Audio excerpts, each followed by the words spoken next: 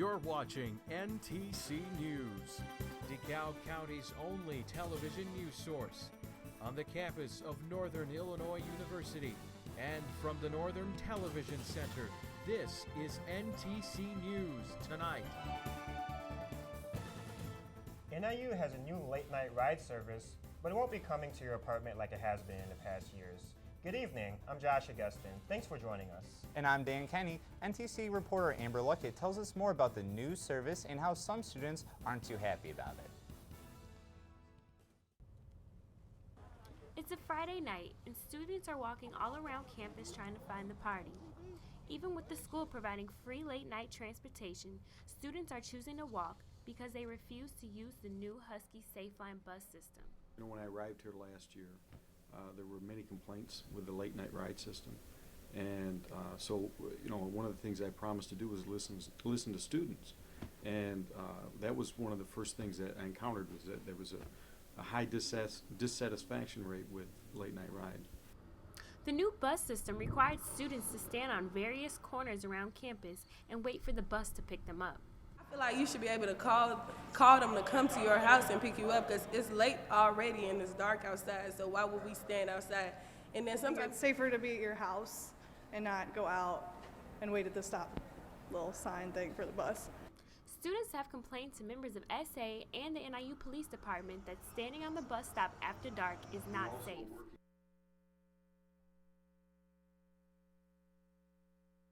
Buses, and we're going to piggyback on that to where you'll be able to track our Huskie Safe Line on your phone.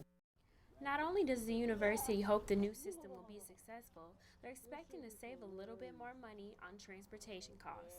In DeKalb, this is Amber Luckett reporting for NTC News. If you're an NIU student and would like to voice your opinion on the new system, feel free to contact a member of SA or an officer at the NIU Police Department. The bus turnaround for Huskie buses are being moved back to the west side of the Home Student Center. Students have complained about not being able to see the cars due to the buses blocking their view. The only buses that will continue to use the current turnaround are the number 6 and the number 7. The move back to the west side of the Student Center will be done on September 29th. After years of decline, one of the most run-down buildings on campus is being rebuilt.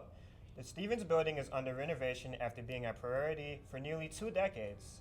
An official groundbreaking was held finally this week. The building was built in 1959 as the Fine Arts Building. It houses the art, music, and speech departments. Governor Pat Quinn was at the ceremony to break ground. The Stevens Building project is part of his Illinois Jobs Now program. It's affordable, and the leading amount of debt in our country right now is college loan debt. And we have to understand that in building these buildings and inviting students who have the ability to do college work to come here, I really am committed to getting scholarships. The estimated project will cost just over $27 million. If your medicine cabinet is filled with unwanted prescriptions, you can now donate them anonymously. This Saturday, the DeKalb Police Department is working with the DEA for National Prescription Drug Take-Back Day. You can drop off your medications at the white canopy in the parking lot. The event will be held at the DeKalb Police Department on Lincoln Highway from 10 to 2. Liquid medications or syringes will not be accepted. Freedom Soup is teaming up with NIU fraternities for fundraising. The organization provides meals for the less fortunate. They're currently in debt of about $10,000 in rent and heating bills. In March, Freedom Soup is hoping to be granted their bingo license for helping with fundraising. Fraternities like Pi Sigma Epsilon and Phi Sigma Kappa have helped raise $400,000 so far. If you're a fan of Barnes & Noble's bookstore, you may be upset. The chain has announced that it is closing its DeKalb location on Sycamore Road. It's the third store to leave the same shopping area.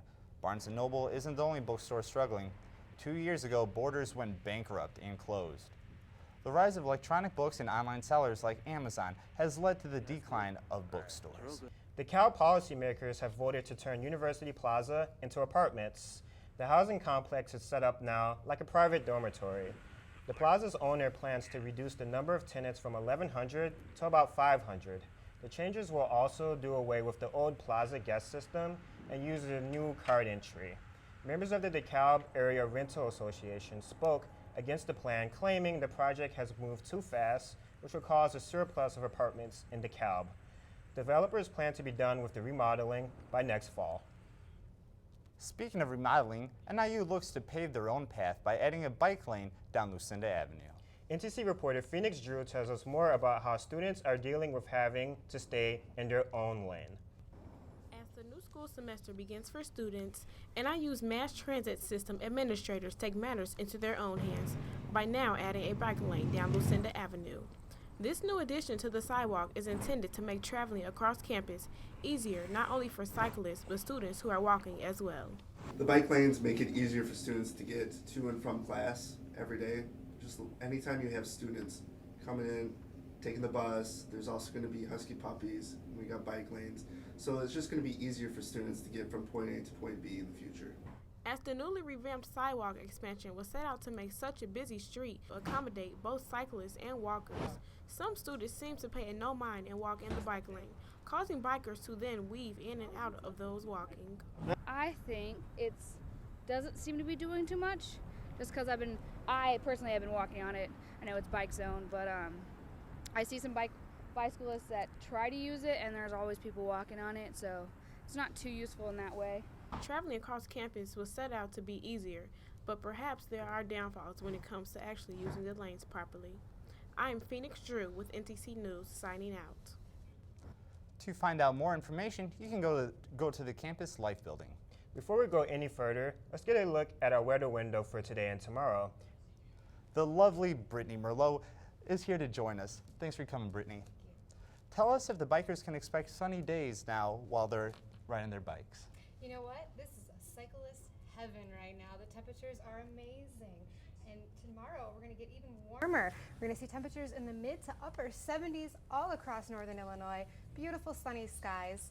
And to see how long these temperatures are going to stay with us, stay tuned. You're watching NTC News Tonight. Wow, these are really good. You act surprised.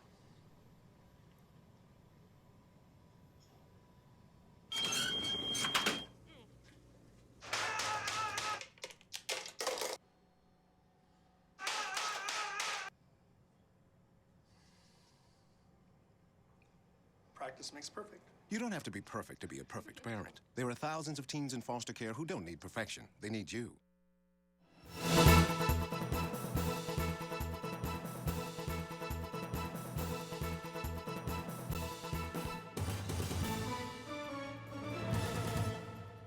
Welcome back, everybody. Today was absolutely amazing out. We saw sunny skies, beautiful temperatures. We actually reached a high of 73 today, and tonight we're going to see a low of 49. Those are amazing temperatures. Let's take a look at this live webcam we have going on here at NIU. Beautiful skies. Those bikers got to go out there and enjoy this today. And look at this. We have showers off to the west of us, but they are actually going to stay out there, and they're not going to make their way over here. So we are going to see sunny skies all week.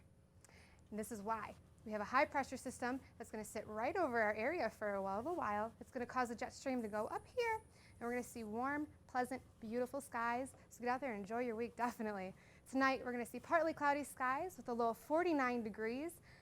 And then tomorrow we're going to see, sorry, having some technical difficulties here, not going to the next slide. But here we go. Tomorrow, we're going to see temperatures up to 76 degrees. It's going to be great. Go out there and enjoy it. Tomorrow night, mostly clear, low of 52 degrees. No chance of rain at all in our future. And as we take a look at our 7-day forecast, you're going to see beautiful, beautiful weather. Mid-70s all across the week. Look at that sun all across the week. Friday, Saturday, Sunday. Get out there, enjoy your weekend. Monday, Tuesday, same thing. As we go into Wednesday, temperatures are going to dip just a little bit, possible showers overnight, and into Wednesday, 20% chance of rain. But either way, enjoy your day, enjoy your weekend. Let's send it back to the desk.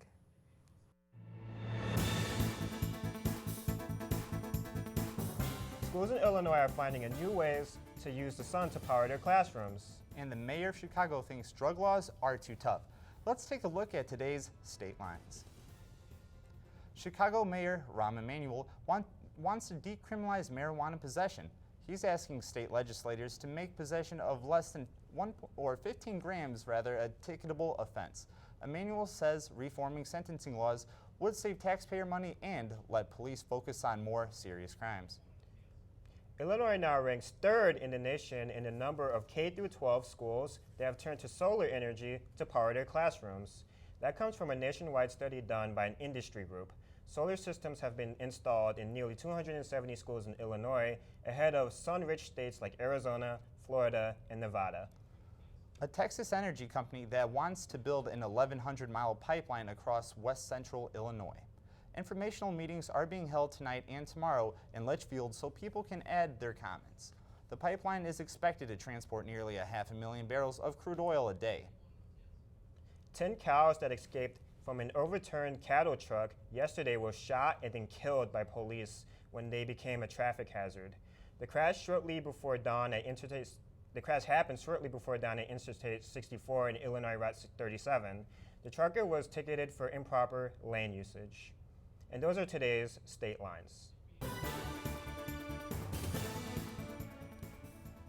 The number of people fleeing Syria is now in the millions. And a new fence is up around the White House after a scare. Here's what's happening in today's World Watch. There's extra security around the White House. It comes just days after an Iraq war veteran with PTSD jumped over the White House fence and made it to the White House doors before he was stopped. The Secret Service has added this second fence in front of the White House. The UN says more than 3 million people have fled Syria due to the ongoing war, but the numbers could be much higher. More than 1 million registered refugees are in neighboring Lebanon. Turkey has taken in nearly 850,000 Syrian refugees. More than 600,000 are registered in Jordan. India has successfully put a satellite into orbit around Mars, becoming the 4th nation or bloc of countries to do so. The robotic probe is one of the cheapest interplanetary missions ever. It will soon begin work studying the red planet's atmosphere. Only the US, Russia, and Europe have previously sent missions to Mars. Walmart is getting into the banking business. The nation's largest retailer is teaming up with Green Dot Bank to offer a low-fee checking account. Customers can avoid minimum balance fees and other charges by having $500 placed in an account through direct deposit. And that's today's World Watch.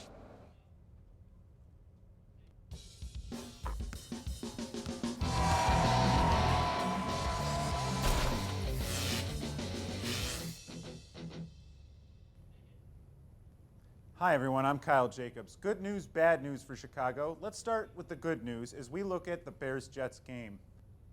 Jets' Geno Smith fakes the screen to the left, throws it back to the right, but is intercepted by Ryan Mundy, who returns it 45 yards for the touchdown. Second quarter, 17-6 Bears. Smith throws over the middle to the Jets' Jeremy Curley, who takes a big hit but hangs on for the 19-yard touchdown. Third quarter, 17-13 Bears. Jay Cutler finds Martellus Bennett at the goal line for the 13-yard touchdown, their second TD hookup of the night. Late fourth quarter, 4th and 5 for the Jets. Smith looks for Curley in the end zone, but he comes down out of bounds, and the Bears would go on to win 27-19. But now to the bad news in baseball. Top of the 5th, Chicago's Josh Fegley drives one deep to the left, but JT Martinez makes the catch to rob Fegley of a home run. Now top of the 9th, Tigers up 3-2 with 2 outs and 2 men on. Marcus Semien jumps one off center for the game-tying single. For today's play of the day, we take you back to the diamond to show you how the Tigers won that game. With 2 men on, Detroit's Miguel Cabrera knocks one left off Jake Petrichka for the game-winning single as Ian Kinsler comes around and scores, and that takes our play of the day.